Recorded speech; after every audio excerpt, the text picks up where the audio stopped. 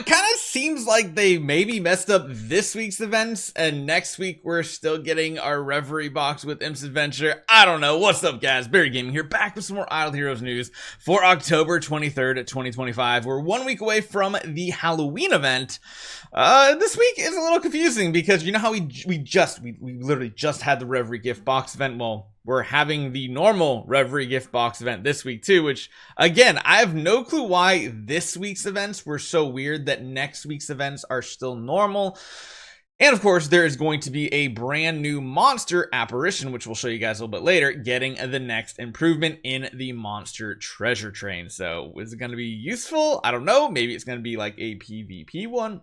We'll have to see. Hopefully you guys enjoy this one. Hit that subscribe button. Let's talk about next week's events.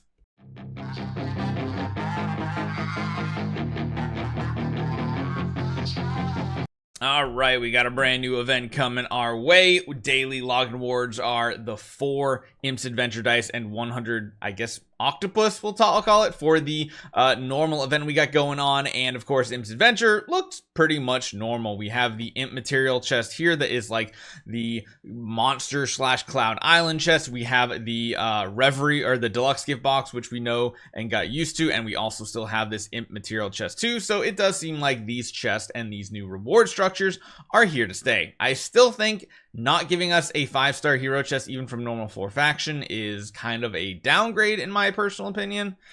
I guess they think we get copies like a lot easier now. I don't know. Me personally, I miss them. I used to love getting them from this event. Granted, we're still going to get most likely 1 Reverie key from this. And of course, because it is Imps Adventure, we've got a shelter mission with Transcendence hero base forms. Yeah, even the light and dark might be worthwhile getting this week. 2,000 gems for the light, 2,000 gems for the dark, plus 2 food heroes in each one of those factions. And of course, the normal 4 faction are going to net you 6 of those Reverie keys, because we have both this event here, which of course has some pretty good important materials if you are looking to build the next monster up. Otherwise, I guess, yeah, they did make the chest in this event a lot easier to acquire, but let's be honest, 2,500 for a normal 4 faction chest back in the day was still perfectly fine. We do have, you know, like Star Spawn cores. I actually don't think they have that much value nowadays compared to the old days, so it's kind of up to you what you spend it on. And then of course we do have the Reverie gift box, so you get 6 to 7 keys as a free-to-play player. Not too bad. You might high roll some stuff, you might hit some good stuff. Yeah, I mean, there's not really much to talk about here. This is the same old event. Of course, the monster materials might be a little bit more important to people, because in the Moonlight gift we have new, or rather I guess I should say the Moonlight gift is identical, and I think it's identical to this week as well. So maybe last second chance, you might want to purchase some stuff this week if you haven't just yet, to get more of these chests. Granted, this week the chests probably only have Phoenix, and next week these are also going to have the Apparition in it as well. Because of this, we have some well-chosen adventure packages. You know, this is mainly for, you know, the actual Imps Adventure event, going all the way up to 4 times loot. And then beyond that, there are the feast packages. And again, this one is technically relevant because these monster coupons are here. Hitting the 100 is pretty big. Getting 25 feels kind of bad. The fact that these, like, I still, it's just beyond me, the fact that they're giving us normal treasure train chests instead of the monster treasure train chests. Like, for real, come on, put these at the top or something. I don't know, but like, the fact that they're giving us regular treasure train stuff feels completely useless. It is what it is. And of course, the value package is pretty much boring. Now, let's talk about this monster, because the Apparition is one not many people probably even have built.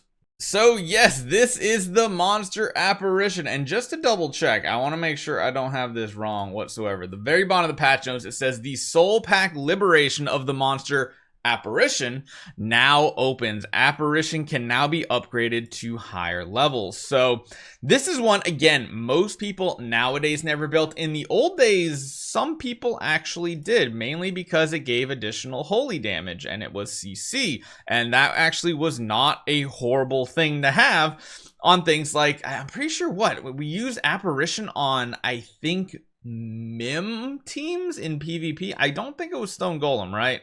No, Stone Golem was giving armor precision, not Fox. Yeah, I'm pretty sure holy damage precision. It could have been Sphinx that people were using, but I swear people actually use Apparition in PvP back in the E3, E5 days. Now, this monster is one that you might not know much about. Deals damage against 4 enemies, has a 36% chance to freeze them for 2 rounds. Meanwhile, increases 4 random allies' damage by 120% against frozen targets. So you can see why not many people built this, because it's not valid against bosses, which was one of the most difficult types of content. Now, it does give holy damage, and it gives precision, which is pretty cool.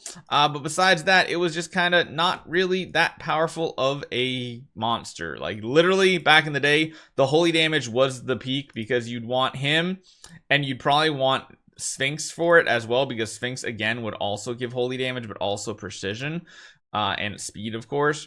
That was before, and I'm talking before Phoenix even existed. Once Phoenix came out, that was pretty much the tippity top of it. And actually, I just realized I don't think I've finished upgrading these, have I?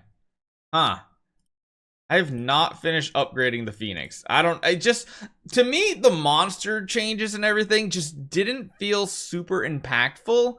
At least not for like PvE stuff. Yes, you get like these bonus abilities down here, and that's what I want to talk about. So with the Phoenix, you basically got, you know, the burn inflicted extra damage, which pretty irrelevant. Monsters additionally restore HP to target, which was a pretty cool heal, but nowadays healing isn't as important as shielding, so we'll have to see. After the heroes are healed by the monster, you get more crit damage, which again was a really good one. When a monster releases skills, additionally grants all allies a shield. That one was really awesome when you got it down to this level. And lastly, when you fully max it up to level 330, when heroes are healed by this monster, increases their crit damage as well. So interesting. How does that translate over to Apparition? I really don't know. My guess is there's going to be more crowd control, or maybe higher percentages. I think they might still lump in like that shield effect and stuff like that. I think you're going to do even more damage if the target is frozen. Problem is, like, there's not as many freezes nowadays. We got what, like Jara's freeze.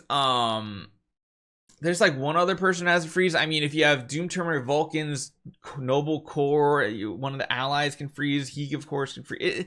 I don't know. I guess if you have a Vulcan team and you're not going up against a boss, this might be something worthwhile. But it's really going to come down to what this hero or what this monster actually has. And to be honest, for the average player, you probably don't even have this finish. I mean, I don't even have this finish. I would probably still finish the Phoenix before moving forward on the Apparition. But the one thing we don't know about is how this summoning is going to work. So if we head over to the treasure train and we actually take a look at the monster soul pack here, currently there's not a crazy amount of treasures, but your tickets go for other treasure train series too, not just the monster soul pack, which again, I really don't know how this is going to kind of work out here, because like, you have everything else in this pool too, and now we're just gonna add another monster to it, I guess, which I'm guessing, yeah. So we got all these shards down here. I don't even know what the percentage. I mean, it's, I guess, a decent percentage to actually hit this type of stuff if you actually add it all up, but like, man, I don't know. You're adding another monster into this, which is just hopefully gonna dilute this pool and not this pool. Hopefully these numbers stay the same and it just becomes more and more monster versions. That I would be fine with, but again, we'll have to see. So hopefully you guys enjoy this one. I'll probably do something either tonight or tomorrow morning with this event, do some monster tickets, try to build it up and show you guys what he's all about. Hopefully you guys enjoy this one. I'll see you guys next time.